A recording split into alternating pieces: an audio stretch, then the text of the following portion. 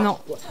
Je viens de l'île Maurice, j'habite en France depuis 9 ans maintenant et je suis coachée par Jean-Claude Volmer qui encadre les athlètes de l'équipe de France notamment.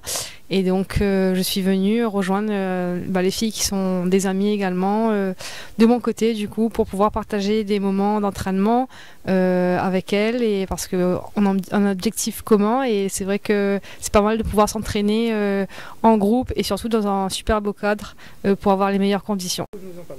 Alors moi c'est la première fois que je viens à Saint-Jean-de-Mont, c'est le premier jour aujourd'hui où j'ai pu fouler les terres de Saint-Jean-de-Mont et c'est très agréable, on a sous les pinettes, c'est magnifique, on a également pas mal de petits faux plats montants, descendants et c'est très intéressant aussi pour travailler justement le marathon des Jeux Olympiques qui sera un parcours très vallonné. C'est un parcours vraiment extrêmement difficile parce qu'il y a énormément de dénivelé positif comme négatif et donc je pense qu'il pourra créer de belles surprises au niveau du classement parce que je pense qu'il va rebattre complètement le classement qu'on a aujourd'hui sur le marathon. Aujourd'hui au niveau mondial, j'ai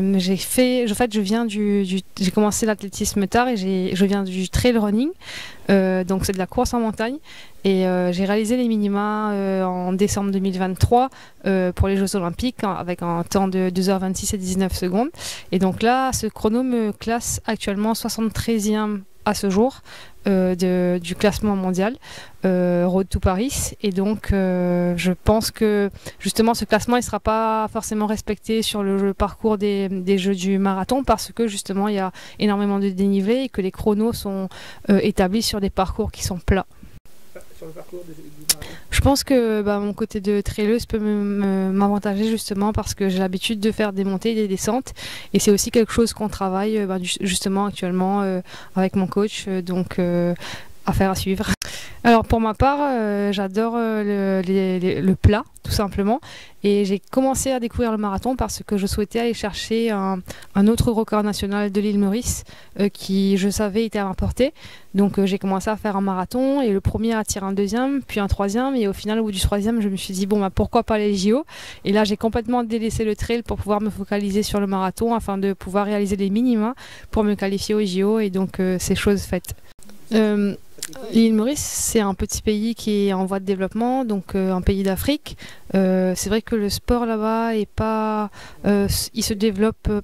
On n'entend pas beaucoup parler effectivement, et il se développe de plus en plus. Mais c'est vrai que l'athlétisme reste une discipline quand même pas très connue chez les jeunes. Et donc c'est vrai c'est plutôt en arrivant en France que j'ai commencé pour ma part l'athlétisme et donc voilà c'est quelque chose que j'aurais souhaité justement qu'il se développe un petit peu plus au niveau de la communauté mais avec les athlètes aujourd'hui qui montent un petit peu sur la discipline je pense que dans les années à venir il y aura de plus en plus d'athlètes qui pourront peut-être performer. Alors pour pouvoir se qualifier aux Jeux Olympiques, alors les minima sont les mêmes pour tous les pays.